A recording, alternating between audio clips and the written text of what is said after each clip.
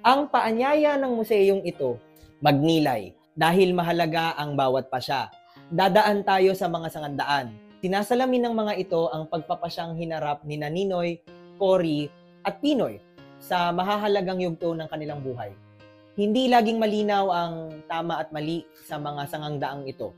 Kinailangan nilang magpamalas ng tibay at paninindigan, mulat hindi lamang sa mga agarang implikasyon ng kanilang pipiliin o kundi sa mas malayong pambansang abot-tanaw.